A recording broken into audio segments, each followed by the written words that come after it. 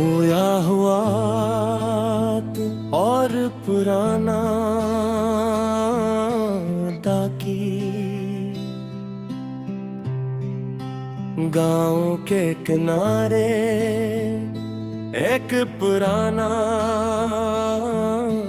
डाक खान था जो अब तकरीबन बंद हो चुका था।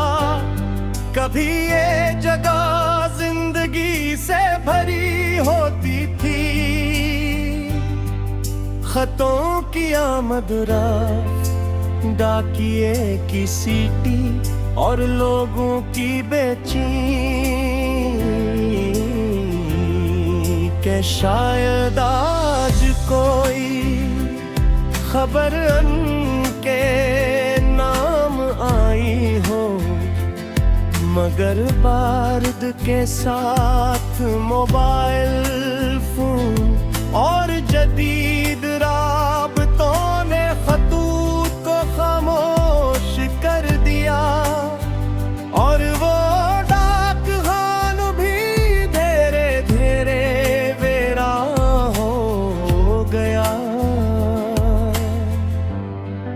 उसी डाक खाने के पीछे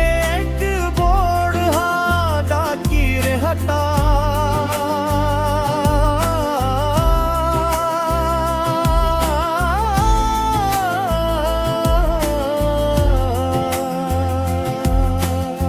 वो रिटायर हो चुका था, मगर उसने अपनी नौकरी कभी मुकम्मल तौर पर नहीं छोड़ी थी।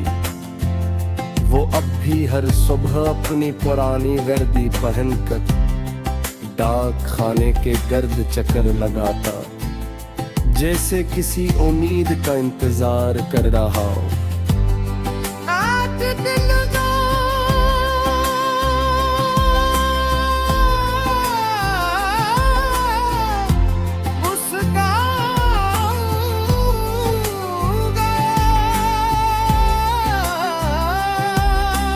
लोगों ने बताया कि वहाँ एक शख्स है जो अब भी खत बांटता है, हालांकि अब खत आते भी नहीं।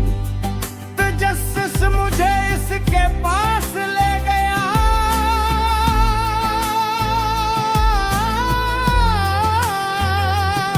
मैंने इस डाक खाने के बाहर एक पेज पर गाता।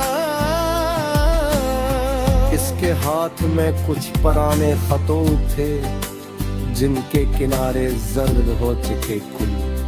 वो उन्हें मार बोर कर रहा था, जैसे हर बार कोई नया मतलब लग रहा हो। मैं उसके करीब गया।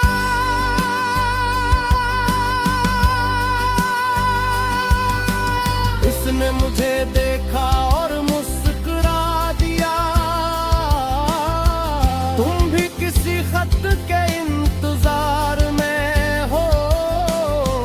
मैंने हैरान होकर कहा, अब तो खतों का जमाना नहीं रहा। वो हल्के से हंसा। जमाना बदल जाता है मगर इंतजार नहीं बदलता। मैं उसके पास बैठ गया।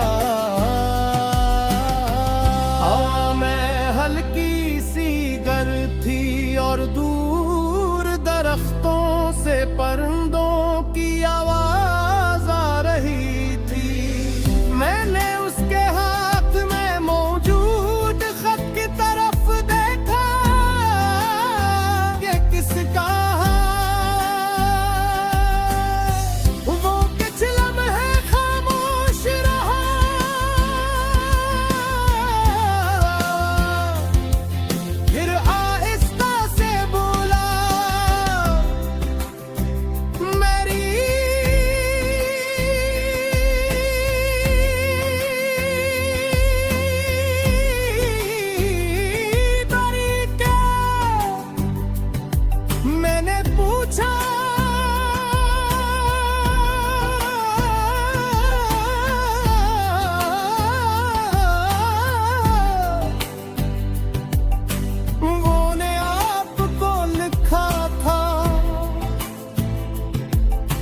वो सर झुका कर बोला,